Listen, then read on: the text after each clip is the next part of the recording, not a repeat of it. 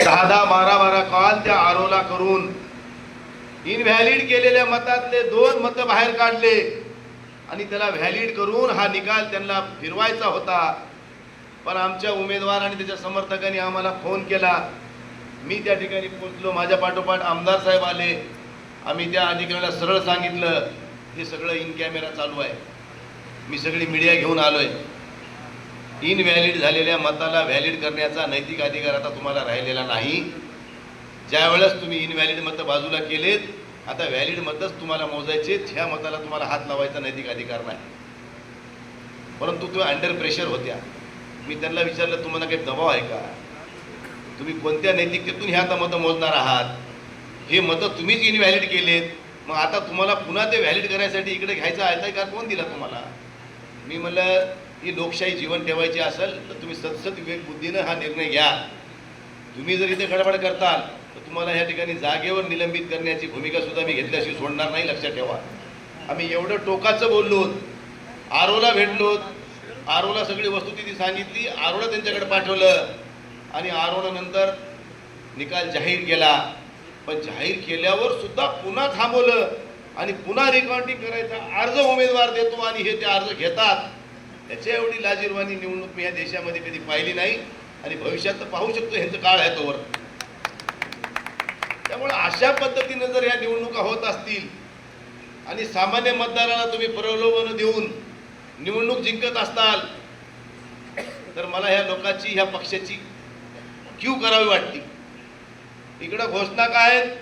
देशात नंबर 1 चा पक्ष कोणता? भारतीय जनता पार्टी. आणि रस्त्यावर प्रचारात फिरताना 4 कार्यकर्ते नाहीत भारतीय जनता पार्टी जवळ. पण देशातला नंबर 1 चा पक्ष, त्याच्या मागं माणूस नाही. पण ह्यांच्या मागं माणूस जरी नसला तर सत्तेच्या माध्यमातून प्रशासनातले काही अधिकारी आणि पैशाची मस्ती ह्या 2 जोरावर ते ह्या ठिकाणी निवडणुकीला समोरे गेलेत.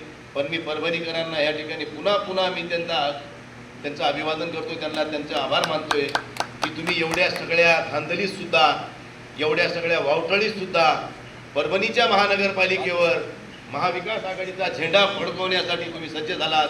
त्याबद्दल तुम्हाला पुन्हा एकदा नमस्कार. आणि मग निवडणुकीमध्ये आम्ही बघितलं आरोप प्रत्यारोप चालूच होते.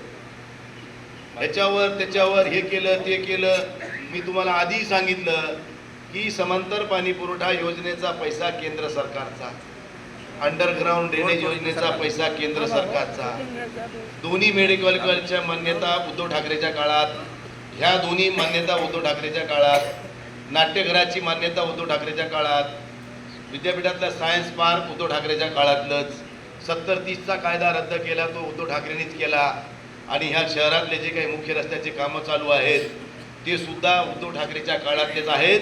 फक्त ह्यांनी त्याला स्थगिती दिली होती आणि आता सगळ्या लगेच बोलट्या बोंबा ह्यांच्यात की हे आम्ही केले. म्हणजे कोणाचं काही जरी असलं, शेजाऱ्याच्या घरात जरी लेकरू झालं तरी ह्यांनाच आनंद जास्त.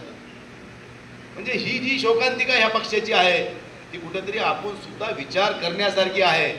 म्हणून माझ्या सर्व मित्रांना विनंती आहे, आता ही महापालिकेची निवडणूक संपलेली आहे. कोणाला काय भेटायचंय, बोलायचंय, बोलून गेले, होऊन गेलं, लोकांनाही कळून गेलं. लोकांनी बी कोणाला द्यायचंय, कोणाची ठोकायचे ठरवून दिलं, करून टाकलं. आता आहे जिल्हा परिषद पंचायत समितीच्या निवडणुका.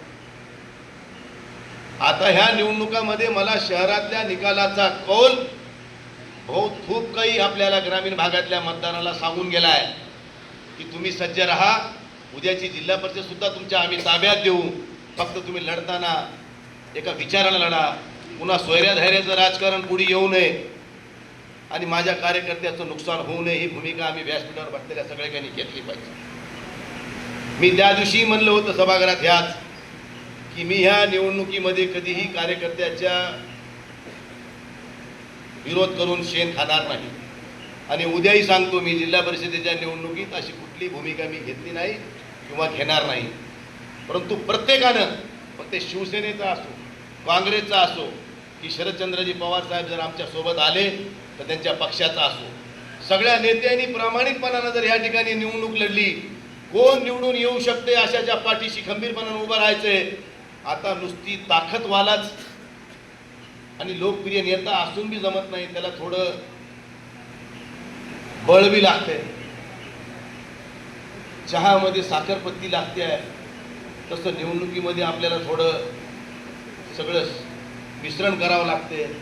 त्या मिश्रणासाठी माझ्या कार्यकर्त्यांनी सुद्धा कुठेही आग्रह करू नका की मी लय चांगला आहे, मी इतक्या वर्षापासून काम करतो आणि मला तिकीट दिलंच पाहिजे. अरे बाबा, तिकीट दिले तुला देऊ आम्ही तिकीट, त्याच्याबद्दल तुझं काहीच म्हणणं नाही. तुझ्या प्रामाणिकपणाबद्दल, तुझ्या निष्ठेबद्दल आमच्या मनात कधीही शंका नव्हती, आजही नाही, उद्याही नसतात. पण आता राजकीय समीकरणं बदललेत, निवडणुकीचे समीकरणं बदललेत. ज्याच्याजवळ माल आहे लोक बी त्यालाच नमस्कार करायला लागलेत, अशी परिस्थिती या ठिकाणी निर्माण झाली आहे. त्यामुळे किमान आपल्याजवळ त्यांच्या एवढं जरी नसलं तरी आपल्याजवळ चाराने जरी असावेत, त्याच्याजवळ रुपया असला तरी आपण त्याची बरोबरी करू शकतो, अशी निवडणुका सध्या होऊ घातलेल्या आहेत. त्यामुळे इथं आलेला प्रत्येक माणूस निवडून आलेला हा फुकट आला नाही, त्यानं 2-4 रुपये आपल्या जवळचे घातलेत. त्यामुळे ही निवडणूक वाटते तेवढ्या सोप्या केल्या नाहीत. भारतीय जनता पार्टीनं ही कार्यकर्ता एखादा कष्टानं समाजसेवा करून नावारूपाला आलाय आणि पक्षानं त्याला बळ देऊन एखाद्या मोठ्या पदावर बसवलंय, ही संकल्पना भारतीय जनता पार्टीनं संपुष्टात आणली आहे. आता तुझ्याजवळ माल आहे का तर तू ये, तू पक्षाचा निष्ठावंत आहेस का नाही आहेस, तू पक्षासाठी पापड बेललेत का नाही बेललेत, ह्याच्याशी काही देणे घेणं नाही. माल लगाव, चुनाव लढाव, अशी परिस्थिती भारतीय जनता पार्टीने केली आहे. म्हणून आता भारतीय जनता पार्टीच्या कार्यकर्त्यांनी ह्याच्या पुढे फक्त सतरंजा उचलायचं काम करायचं, निवडणूक लढवायचं कामच नाही करायचं. मला तर एक हसू आलं, प्रभाग क्रमांक 14 मध्ये भारतीय जनता पार्टीच्या काही समर्थकांनी, आवर्जून सांगालो, भारतीय जनता पार्टीच्या काही समर्थकांनी आम्हाला काँग्रेसलाही द्यायचं नाही, राष्ट्रवादीला द्यायचं नाही, कोणाला द्यायचं नाही, आम्हाला नोटाला मारायचं. नोटाला मतं मारलीत, नोटाला सुशिक्षित लोकांनी मारलीत, प्रतिष्ठित व्यापाऱ्यांनी मारलीत. ही लाज वाटण्यासारखी गोष्ट आहे. अरे ही लोकशाही कशासाठी ठेवली आहे? तुम्हाला एवढाच खुमखुमी होती तर उभे करायचे ना माणसं, तुम्ही नको म्हणलं होतं का तुम्हाला आम्ही? 35 जागा उभ्या केल्या, महापौर आमचा होणार म्हणून बोंबलेत गावभर. कुठून होऊन ढेकला तुमचा महापौर? आले 12, ते मी रडी खडी करून माल वाटून, परंतु उलट्या चोरायच्या बोंबा यांचा काय धंदा आहे? रेटून बोल, खोटं बोल. त्यामुळं अशा लोकांपासून सावध राहा. निवडणुकीत अपप्रचार केला, लाडक्या बहिणीच्या पगारी बंद करू, मतदान आम्हाला नाही दिल्यावर, तसं ह्याच्या बापाच्या घरून ते पगार द्यायला लोकांना. म्हणजे इतक्या खालच्या पातळीचा प्रचार भारतीय जनता पार्टीने करावा, ही शोकांतिका आहे या देशामध्ये. म्हणून माझी सगळ्या मतदारांना विनंती आहे, या पुढच्या कुठल्याही निवडणुका जर आम्ही एकजुटीने लढलो, आमच्यामध्ये एक वाक्यता जर आम्ही ठेवली, तर ह्यांना आम्ही 4 मुंड्याची केल्याशिवाय राहणार नाही, हे आपण लक्षात ठेवा. फक्त आमच्यामधला एक वाक्यता, आमच्यातली एकजूट ही कायम राहिली पाहिजे. थोडासा रुसवा फुगवा कुठं असतंय ते तुम्ही आपण कुठेतरी दूर केला पाहिजे, मनाचा मोठेपणा दाखवला पाहिजे.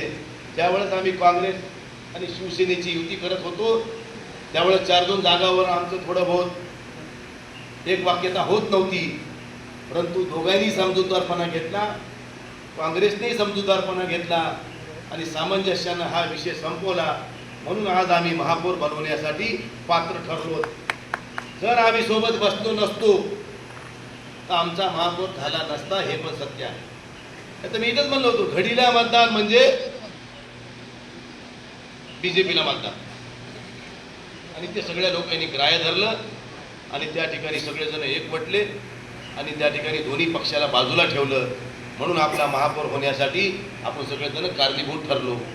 या ठिकाणी सिद्धार्थ हत्ती आंबेरे मित्र आहे, परंतु आम्ही म्हणलं सिद्धार्थ भाऊ, एखादी गोष्ट इकडे तिकडे होत असते, एखादा निष्ठावंत काम करणारा कार्यकर्ता अशा वेळेस आग्रह करतो, आम्हाला सुद्धा माणसं जपायची असते, तुम्हाला सुद्धा जपायची असते.